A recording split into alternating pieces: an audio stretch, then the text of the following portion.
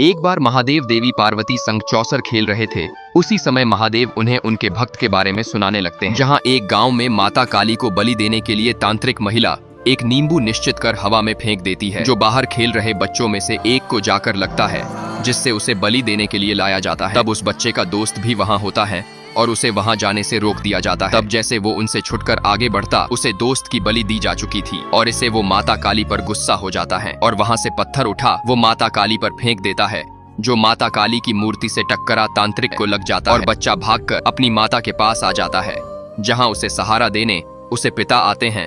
तो वो भगवान पर गुस्सा दिखाते उन पर भी पत्थर फेंक देता है, जिससे वो पत्थर उड़ते हुए महादेव पकड़ लेते हैं और बताते हैं कि कैसे उनसे नफरत करने वाला उनका बड़ा भक्त बनने वाला है। समय बीतता है और उसी गांव में एक माँ अपने बच्चे को नीचे लिटाती है। वहां एक बाज आ जाता है जो बच्चे को उड़ा ले जाता है। माँ अपने बच्चे के लिए रोने लगती हैं, जिसे सुन गांव वाले उस बच्चे को बचाने का प्रयास करते हैं, नाकामयाब रहते हैं।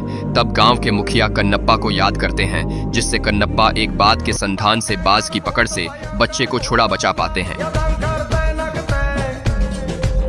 उसी गांव में एक बार फिर वही पुरानी प्रथा को दोहराया जा रहा था, जहां इस बार बलि एक युवक की दी जानी थी तथा उसे देवी मां के सामने लाया जाता है। और जैसे ही उस पर प्रहार करने वाले थे, एक बार फिर कन्नप्पा का बाण उन्हें इस प्रथा को करने से रोक देता है। तंत्रिका महिला फिर दंग रह जाती हैं। महादेव बताते हैं कि यही उनके प्रिय भक्तों में से एक भक्त कन्नप्पा है, जो सर्व वस्तुओं में शिव को ही देखने लगा था और शिव की धुन में मग्न था।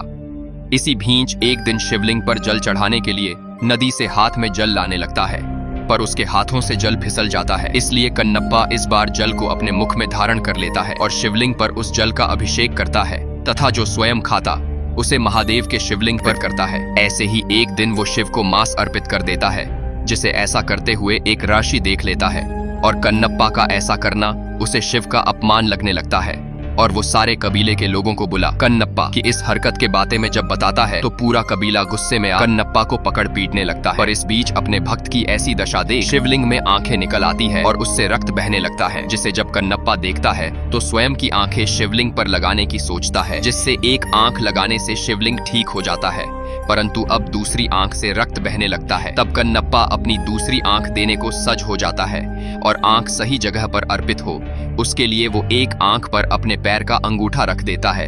इससे वो अपनी दूसरी आंख सही जगह रख पाता है, जिससे प्रसन्न हो महादेव और पार्वती दर्शन देते हैं और उसकी आंखों को लौटा कन्नप्पा को अपने में समावेशित कर देते हैं।